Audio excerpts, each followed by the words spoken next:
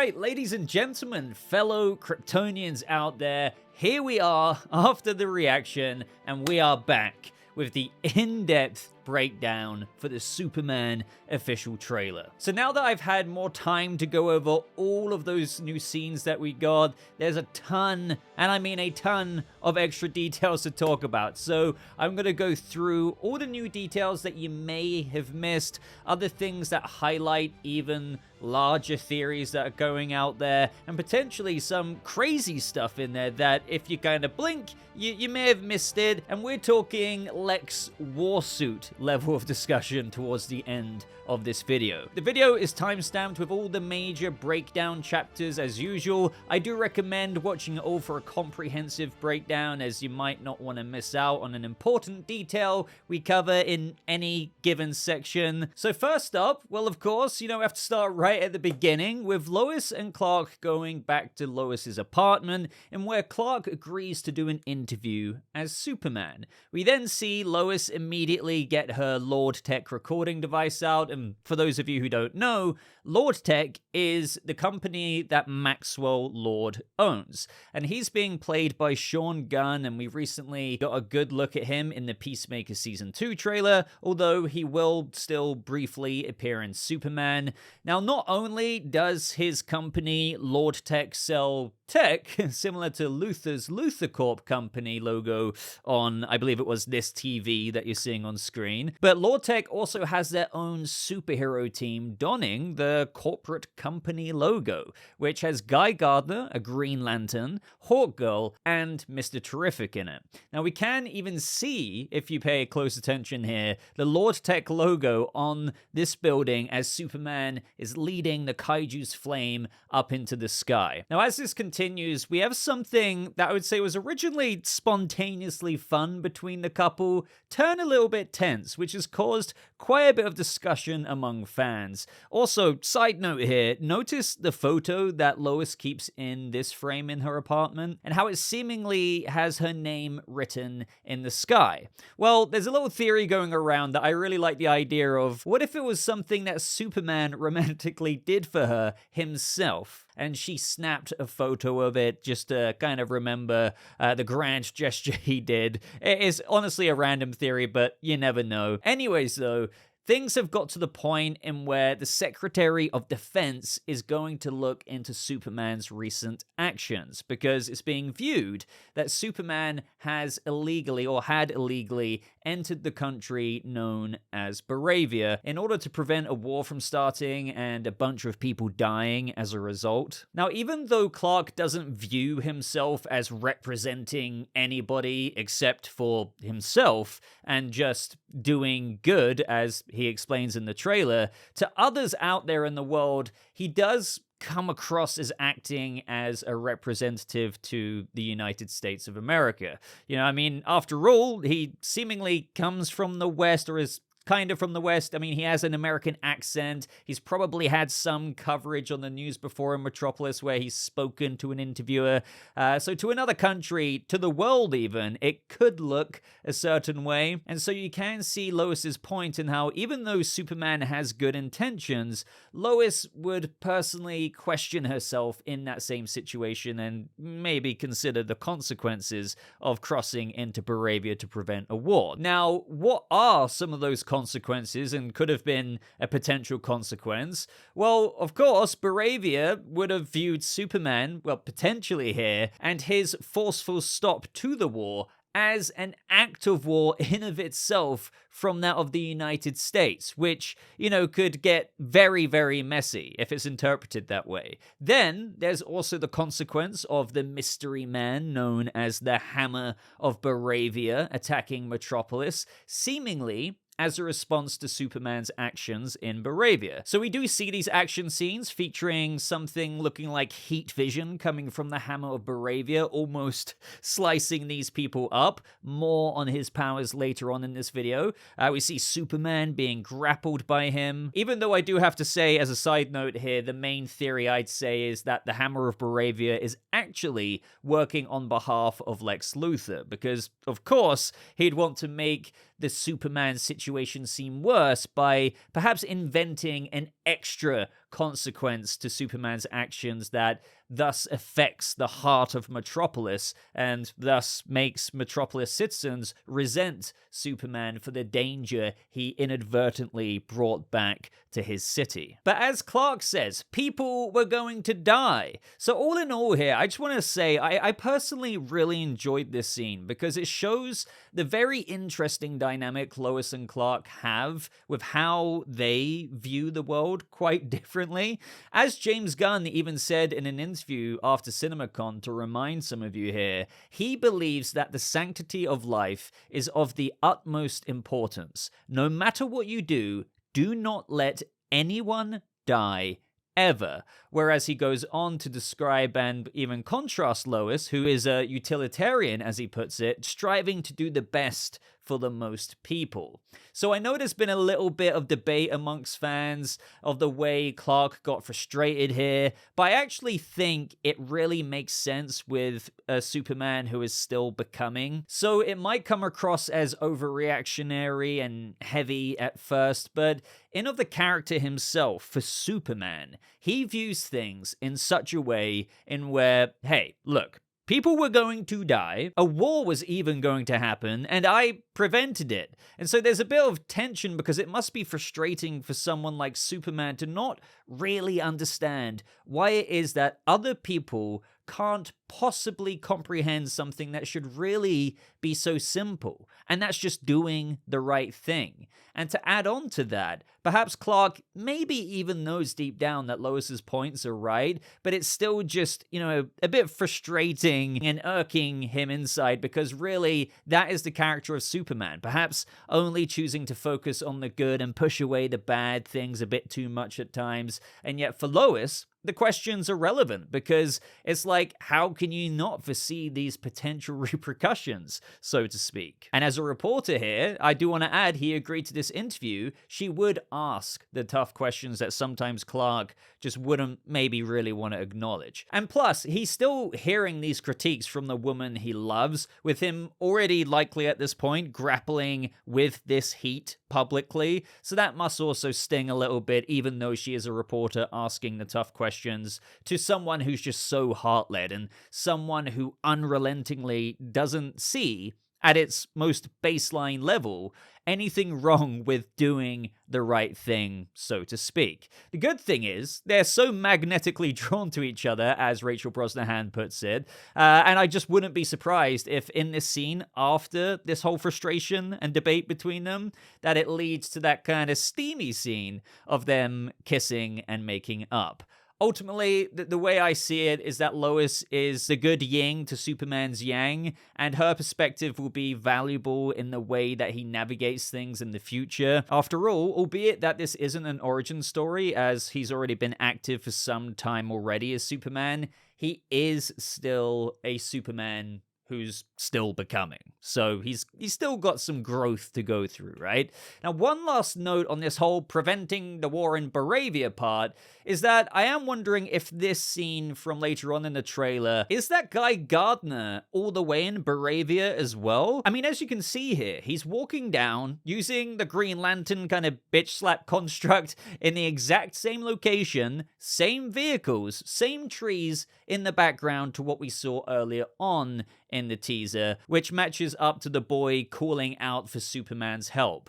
So I'm not sure if Guy Gardner is kind of there to try and handle things in the more regulated way, such as maybe, I guess you could say, the Lordtech's superhero group How to Handle an International Incident guideline, as Superman may have stirred things up a bit too tensely. I mean, there's no hint of Mr. Terrific or Hawkgirl in this scene, but they could also be there, just not in this particular shot. Plus, Hawkgirl could be somewhere else in Boravia that we will be covering a little bit later on. Now, I know we're already like several minutes or so into this video, but I'd really appreciate it if you're liking this video to maybe leave a like on it, because these videos take a long time diving into it, the research, the note-taking. So, hey, if you're enjoying the content, would really appreciate you liking it. If you're still here, thank you. We've got a lot more to discuss. And that doesn't even scratch the surface of it. We've got a lot more to cover. So thank you again for watching. Now, in the next shot in the trailer, it shows us some destruction in downtown Metropolis.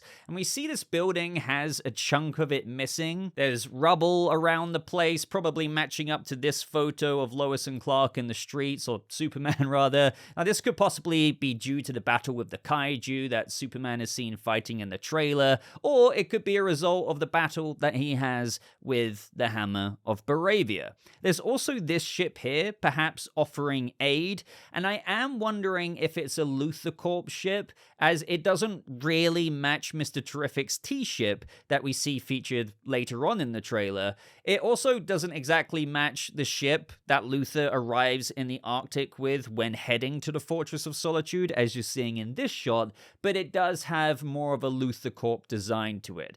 And also, considering Lex's Lex Troopers, if you will, are in the movie, it wouldn't really surprise me if he has some sort of city surveillance and protection available in Metropolis to attempt to rival that of superheroes. We can already see that there's drones flying around the Hammer of Boravia as he heat visions the crap out of this building. And no, they're not T-spheres. We can definitely tell they're a completely different shape. And they're also even seen when he's tackling Superman, as well as Superman fighting Ultraman and the engineer at the Lordtech Stadium. It's as if they're recording a live feed. Now, all of this is perhaps Lex stirring the pot and story more and more in like the direction of pointing the finger at Superman to be like, oh, look at what Superman did in Boravia, and now look at what response he's received from this mystery man threatening our city, which could lead to the Metropolis citizens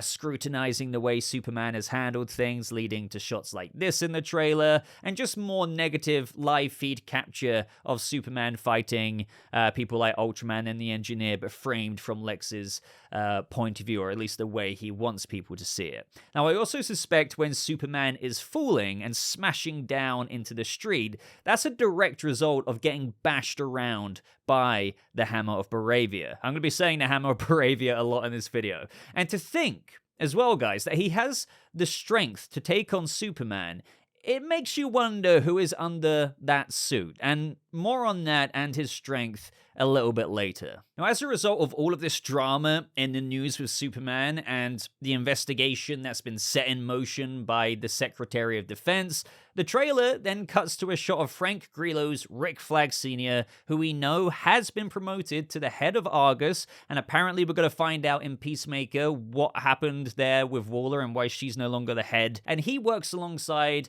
the Secretary of Defense, General Maury. All of these details have been recently revealed by James Gunn. Now, I suppose it's likely that they're gonna want to question Superman in an official capacity, perhaps forcefully questioning him here, as I'm sure Superman's actions in preventing that war in Boravia has made things pretty awkward for the US, and they may seek to possibly try and regulate him as a hero, essentially one, who can't really go around with the same autonomy he has been operating under, or just, straight up try and take him in. Which, for those who might not know and who may be new to the channel, this is potentially how other heroes operate in where we're already at in this new DCU. As after all, we have a corporate Lordtech superhero team with the company logo, on their chest. Then we even have the Engineer and this black-suited figure, Ultraman, seemingly under Luthor Corp, and probably even more who work for Argus,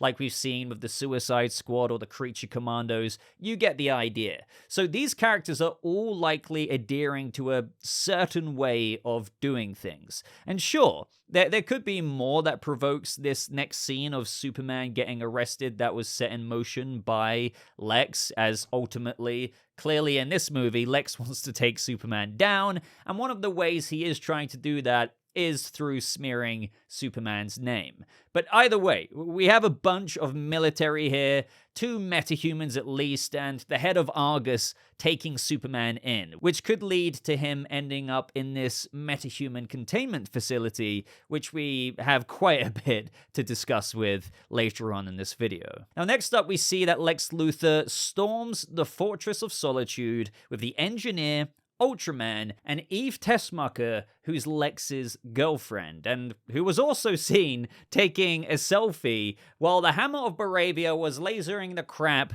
out of this building. Also, there's a little bit of a theory there that she's a social media influencer, and she can, of course, use her following to cause even more negativity surrounding Superman in the public's eyes. Now, here we see the engineer using her powers, which, if you don't know, are made up of liquid nanites in her bloodstream, essentially allowing her to create weapons like this, kind of like Cyborg really, to ruthlessly cut down the poor Fortress robots trying to protect the place, except here, the engineer is portrayed a bit more spikier than we see in the comics. It kind of makes me feel that they took her name from the comics, which is Angela Spiker, and just ran with that. I don't know. And of course, there's Ultraman by the Kryptonian console smashing in this poor Fortress robot, and Eve is just kind of cowering away in the corner there. Now, with Krypto fighting the engineer and taking a chunk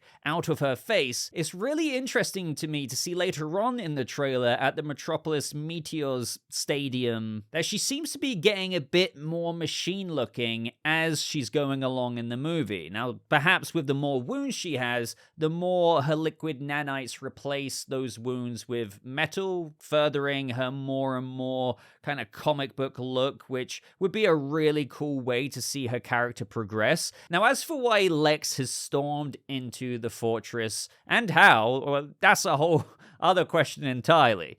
Now, we know that the fortress erupts from below the ground with each time Superman arrives to it. So either Lex has Superman's DNA and that could trigger it to, present itself. Other theories have been that the black-suited Ultraman figure is a clone of Superman, or something like that, and that's how they could also enter the fortress, or it's just something entirely different that we haven't thought of. Now, with what Lex says in this trailer in how Superman isn't a man, he's an it does make you wonder if due to his arrival in the fortress, this is where Lex truly gets confirmation of Superman being an alien. Now, beforehand, sure, he resented Superman for various reasons, but he didn't necessarily know for sure that Superman was an alien, and so this resentment could have led him to investigate him more, find a way to get into the fortress, and perhaps get confirmation that he did indeed come from Krypton through interacting with the Fortress of Solitude Kryptonian consoles. Now, of course, it's another question as to how Lex is able to understand how to do that, but apparently, according to James Gunn, this Lex is insanely intelligent to the point of where his science is like sorcery, so maybe we shouldn't put it past him.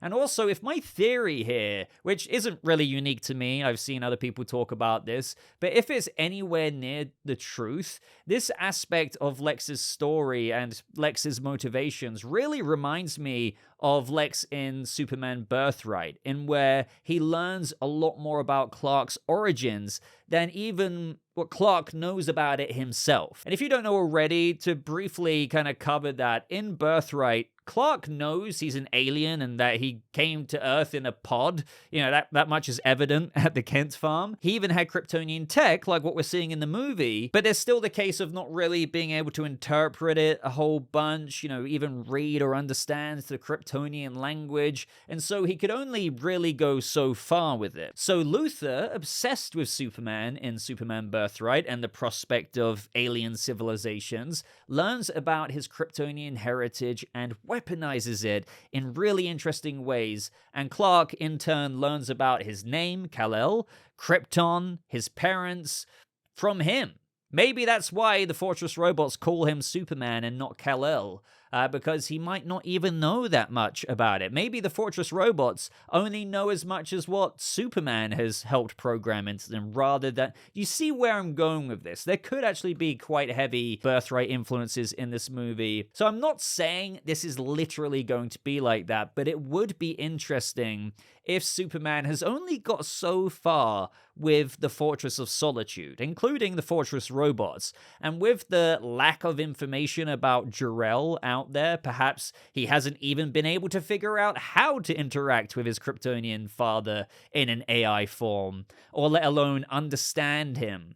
Lex in the Fortress could use his wizardry to go into that Superman Birthright comic book territory. Regardless, Lex isn't exactly going to leave there without something useful, and if he finds out that Superman is an alien, like for sure, and that's not something already known to the world, he is probably going to expose that, and this would tie in quite nicely with the whole description being, with this movie, Superman reconciling his human upbringing with his Kryptonian heritage. And not only that, but with Superman potentially being exposed as an alien, a Kryptonian to the people of Earth, it would add another layer to aspects of the character with the sad truth of where the world has to come to terms with who Superman is, and whether or not they even want to accept him, let alone as Superman Clark himself struggles to find his place in the world, which of course would be even harder to do if Luthor revealed to everyone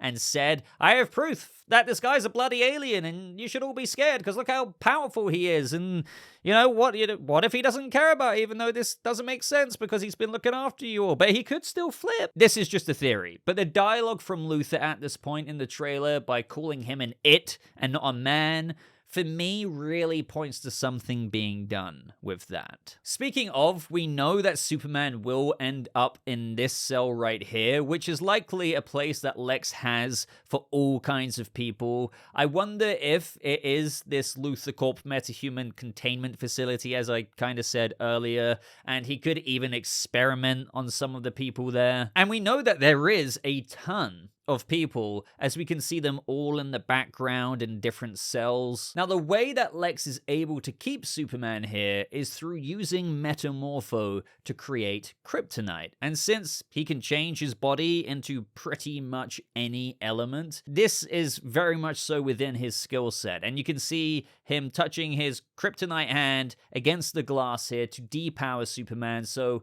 when Superman is being struck by these Lex troopers, yeah, that's going to be really hurting him, almost to the point of where it would be like how me and you could feel it. Now, as for why Metamorpho would be doing this in the first place, well, it could be that Lex is using Sapphire Stagg, Simon Stagg's daughter, the woman that Metamorpho loves, as a bargaining chip, who is actually in the cell right next to him, to the effect of, well, if you don't do this, then she's going to be on the chopping block, Rex Mason.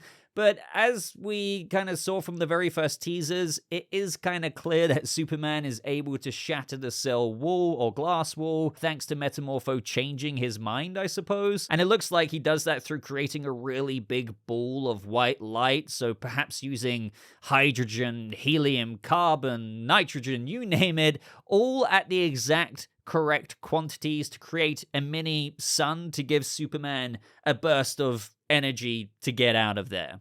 I think what really intrigues me about this, though, is how did they know that Kryptonite would affect Superman? Is Kryptonite a known thing before this movie by Lex, or is it done more intuitively by Metamorpho, and where maybe because of his powers, he can feel out the type of element that would weaken someone, in this case Superman, and then just simply create it? I mean, I guess that would be one way of getting Kryptonite. Of course, Lex could use this to create Kryptonite bullets and weaponry, as an old theory as well has been that this gun in the other trailers that he's showing off here, there could be Kryptonite-laced bullets, which leads me to the next scene that I want to talk about, because I'm also wondering if Superman laying in bed at the Kent farm in his old bedroom, being watched over by Jonathan and Martha, as well as Lois, could actually be him poisoned by Kryptonite here, because you can kind of see that he has these veins appearing up his neck and around his cheek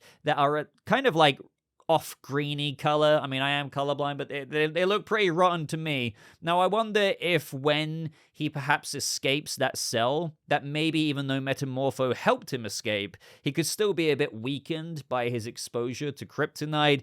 He could have also have been shot by one of these bullets, if they are Kryptonite laced, that is, on his way out. Or, of course, arguably he could have encountered Kryptonite and have been poisoned by it at any point in the movie. But either way, I guess what I'm trying to say is I think he's been affected by kryptonite here, and it's something that Jonathan and Martha just haven't really seen their kid go through anything like this before. I mean, he's never been sick, and now he's here with a fever and he's out of it. Also, it's making me wonder, like, expanding on all of this, if the Hammer of Boravia could be supplied with kryptonite from Lex Luthor, made by Metamorpho perhaps, in order to be able to give Superman a beating in their battle. Like, this leads to Superman truly, like, if he had kryptonite, getting smashed around in a way that would be completely unfamiliar to him, as he may not have encountered kryptonite before this movie, which would also be another similar thing to what happens in Superman Birthright, thus allowing him to be smashed into the street early on in the trailer for all the Metropolis citizens to help him back up. And after the battle, yeah, that maybe he could recuperate at the Kent farm. That's another theory leading to these scenes, and possibly where he talks to Jonathan Kent. And at this point, he's got some stubble, so he may have been there for a couple of days. But speaking of Jonathan and Martha Kent, I do really love getting the glimpses that we have of them. Jonathan seemingly reassuring Clark, and this will all tie into what we were discussing earlier, with Clark, of course, finding his own place in the world as Superman, especially, of course, with the world questioning it at points, as we've seen already.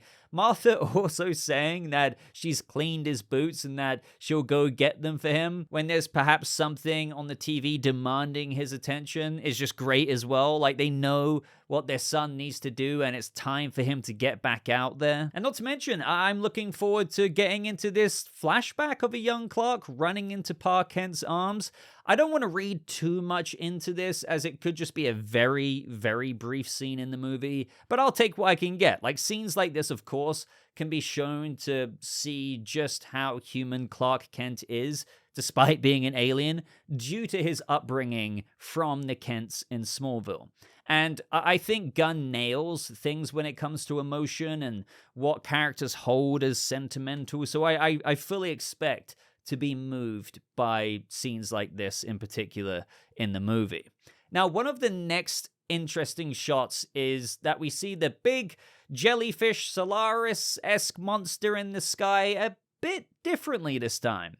We already knew that Gardner was tackling whatever it is outside, and this time we see that it's been captured in a Green Lantern construct acting as a net to kind of drag it away. So essentially we see Gardner is flying it away from Metropolis. The thing is, it's absolutely leaking this stuff everywhere, and meanwhile we have Superman and Lois hugging, and I think they're even floating as they hug. So I guess there's a context to this scene that we just don't know, as they seem to be pretty chill as this thing is getting dragged away in Gardner's Green Lantern construct of a net. Maybe these red lasers could be from T-spheres, as we see them using red lasers in another scene in the trailer, so I assume this is just the Lordtech overall handling whatever the heck this ball is. Next up is this shot here as Superman rises above massive amounts of smoke and rubble debris, which could possibly be the aftermath of these two buildings that have been knocked over in Metropolis, as that would set off a crazy amount of that stuff in the air. Now, what I can't quite decide on is this because of the kaiju that is causing this whole mess, which I'm sure it will be equivalent to in some ways, if that's a separate situation. But we also have, I think, this crack opening more and more in this shot of the water here. And it's also opening like a door in the water, as if you pay close attention here, it starts off narrow at this point and just gets wider and wider, and as a result, you can see that it sends like this earthquake straight line ripple to start splitting the building in two, which could cause that domino effect of buildings to collapse into one another. Now, as for Superman here, I do see a lot of people saying, Boba, why didn't you talk about how he's wearing a new suit, one without the collar on, and even with the classic S? Well, that's because I don't think he is. Some people are taking the slight shine on his neck to mean that it's a shine off of his skin and thus no color.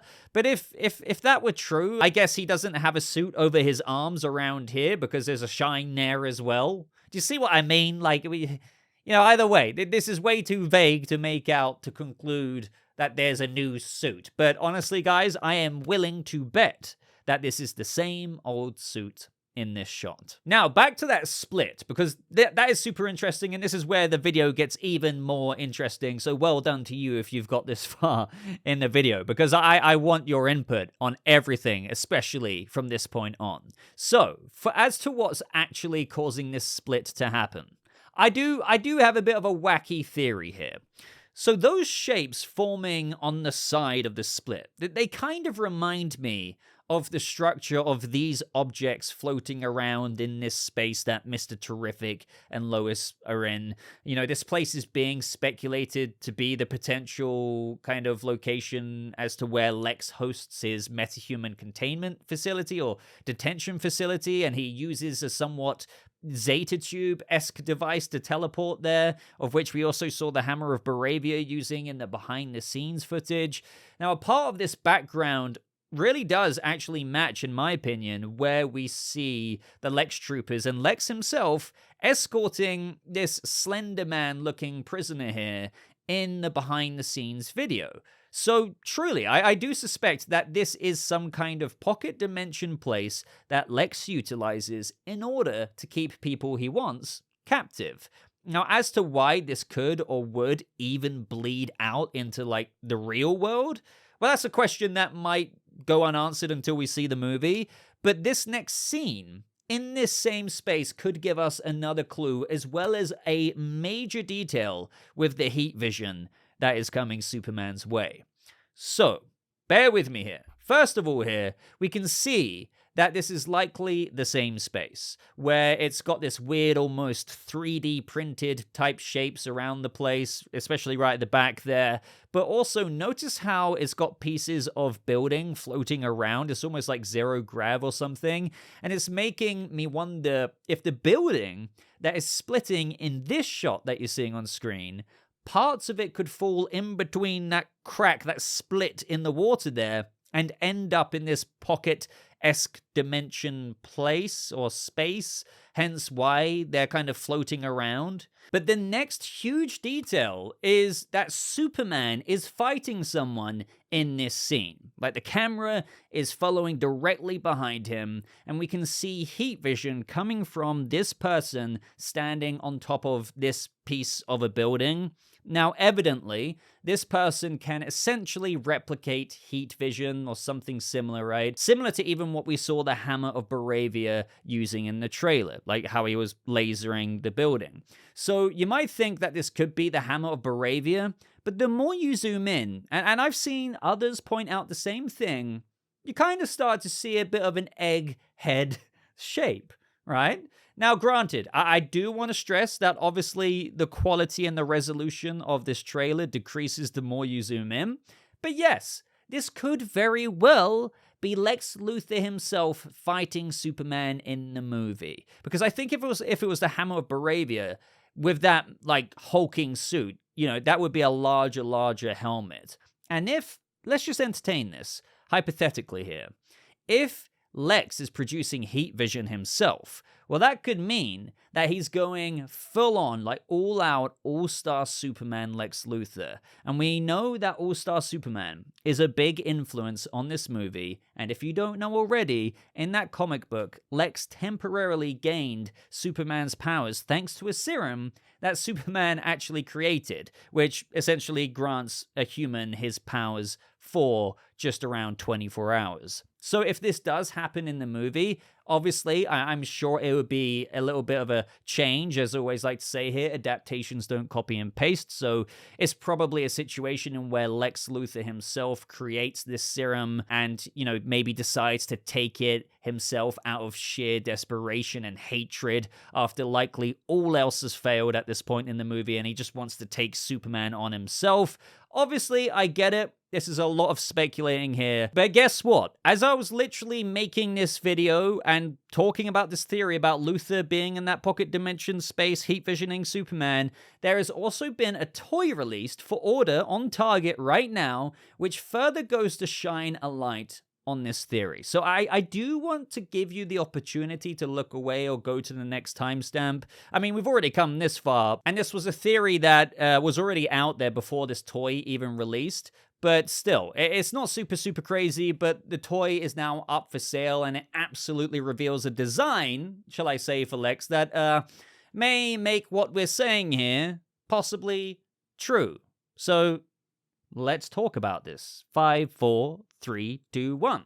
So as you can see here, ladies and gentlemen, we have Lex wearing a green and purple, I guess you could say, Warsuit, perhaps? I mean, it's very similar to the current Lex Trooper suits that we see in the trailer, such as those very troopers beating Superman in the cell. It's just that Luthor's has a much more prominent green and purple undertone to it. And even though not all toy designs like this are actually from the movie itself, you know, sometimes they go really creative and just add a toy that, yeah, again, doesn't match what is even in the movie. But I have a good feeling that this is actually something that happens in the film. And this is Lex in that suit on the side of that building, floating in this weird pocket space, deploying some heat vision Superman's way. And perhaps he found a way to temporarily give himself Superman's powers through creating a new Exo-Gene serum, perhaps extracted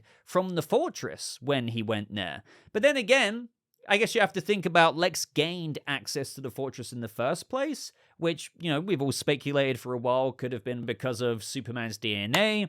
Perhaps he has got these powers from Krypto, as in the toy, we see that it's for the Luthor lab. And we see Krypto is in a little scientific kind of back-to-tank container or something, and so is Baby Joey. That's literally the name on the description, of whom, as a fandom, we've all kind of worked out could very well be Metamorpho's son from the comics. And, you know, I think this brings into question the Hammer of Boravia as well. As I said earlier, more on his powers a little bit later. Because if this could maybe mean that Lex Luthor in this suit and the Hammer of Boravia in his hulking suit are two completely different people, because if you didn't know already, there was some theories that maybe Luthor could have been under there or eventually uses that suit at some point, even if a different person was in there. But still, going back to the Hammer of Boravia being a different person and working for Luthor, it makes me wonder if Lex has been experimenting with the Exo-Gene serum and dosing people like Ultraman, if he's not a clone, people like the Hammer of Boravia with it, which is how he used those powers of heat vision on the building and also have the strength to take on Superman to smash him into the streets of Metropolis. For then, eventually in the movie, Lex to lose his shite and at some point take it himself so he can take matters into his own hands, probably after a freakout like this on screen. But then again, guys, to pull back, despite the toy thing maybe leaning more into this theory being true, this, in this pocket dimension-y place, sending the heat vision could still be, let's just say, Ultraman. But I don't know. I feel like maybe, just maybe, we're onto something here, and I would love to hear your theories on this. Now, the next thing I want to talk about is that we see Mr. Terrific arrive to the Luthor beach encampment. This is making me wonder if he arrives to help Lois, who may have already have been there, rather than her arriving in the ship with him, but that's totally possible as well. Now, as to what Lois is doing here, it could be a number of things. Perhaps she's trying to look for Superman while he's in that cell, or for something else to do with Luthor that requires some in-the-field investigative reporting. Perhaps she can prove something that Luthor is doing and reveal it to the public. That could be a good way to kind of represent the Daily Planet side of things in the movie, making a real impact in the plot. But either way, the Lex Troopers won't take too kindly to that, but it's okay because Mr. Terrific's T-Spheres have that all handled. I also really like, seeing how he's using his hand gestures to control them as he directs them to kind of slap the troopers out of the air. I'm also really looking forward to seeing Superman fight with Mr. Terrific. As we know in the Lordtech state, or should I say the Metropolis Meteors Stadium fight against Ultraman and the Engineer, we kind of see Mr. Terrific just completely flat out on the ground. So he tried his best, but I'm sure we'll get plenty of group superhero action between that of the Lordtech superhero team itself, also trying to handle the kaiju, the Solaris-esque threat, and also this stadium fight. But it remains to be seen if Gardner and Hawkgirl were there, or if it was just Mr. Terrific. Now, speaking of that stadium fight, later on in the trailer, there's this shot of these kind of black grainy things creeping towards Superman as he's struggling on the ground during the fight. Now, I'm assuming that these are some of the Engineer's nanites going after him, but if you have any ideas as to whether it could be something else, let me know. Now, other tidbits from the trailer is Superman confronting Lex Luthor in his office, even throwing his desk into the window, which Superman, is kind of lucky that window didn't break and it didn't kind of go down. I suppose you could have flown out and caught it, but that would have been embarrassing. But either way, this could be in reaction to a bunch of things, from maybe just knowing it was Luthor who set the kaiju loose on the city, maybe the Hammer of Boravia, him entering the fortress and slaughtering his fortress robots. That would really upset him to the point of confronting him like this. And since Lex is very fascinated by all things science in the universe, it is cool to see the little